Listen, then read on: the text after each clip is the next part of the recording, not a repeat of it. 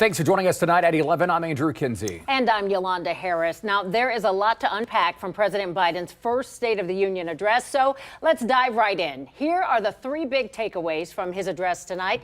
He announced he is banning Russian flights from U.S. airspace in response to the attacks on Ukraine. The president also said getting prices under control is his top priority. He also hit on the improving of the roads and bridges that you drive on each and every day. So let's bring in 10 TV's Olivia Eugenio for a closer look at some of the big topics. Olivia, let's get right into it. Yeah, let's start right into it with the Russia-Ukraine conflict. That was the big topic of the night. The president saying he stands with Ukraine after he says Putin rejected diplomacy and isolated Russia from the rest of the world. His big announcement for the night: when it comes to Russia, the U.S. will join other allies in closing airspace from Russian flights. He says that forces will not go to fight for Ukraine, but will go to defend NATO allies should it come to that. The conflict, of course, causing concerns when it comes to fuel costs. President Biden says across the world, 60 billion barrels of oil will be released from reserves. 30 million of those barrels will come from U.S. reserves. Tonight, I say to the Russian oligarchs and the corrupt leaders who built billions of dollars off this violent regime, no more. The United States, I mean it. And Olivia, Ohio, he made comments about our state a few times tonight in his speech. Yeah, he did. He made a couple of them. And that first one was the big Intel factory, that $20 billion mega site that will be bringing 10,000 new jobs to the area, calling it a field of dreams. The president saying he hopes that investment will grow to $100 billion. But take a listen to President Biden tonight describing that field of dreams.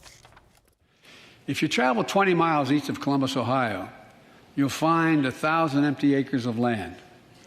It won't look like much, but if you stop and look closely, you'll see a field of dreams. The ground on which America's...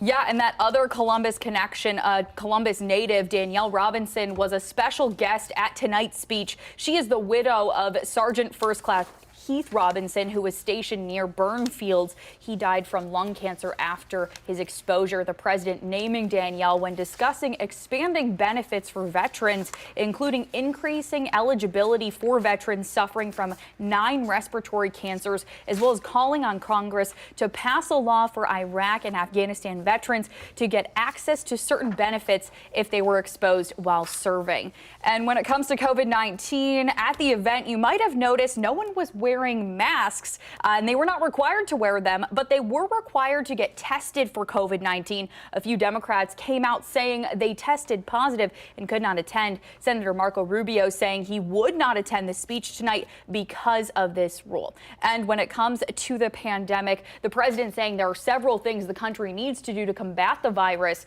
He says the country needs to continue with vaccines and treatments. He announced a test to treat plan. He wants anyone who tests positive with a viral test to be offered an antiviral pill free of charge. He also says more free COVID tests will be available starting next week, even if you've already ordered the initial free tests. Now, this was just a small taste of the many topics that the president covered tonight. He covered a lot of ground here tonight. Well, you definitely caught us up. If you missed it out there, you caught everybody up. Thank you, good. Olivia.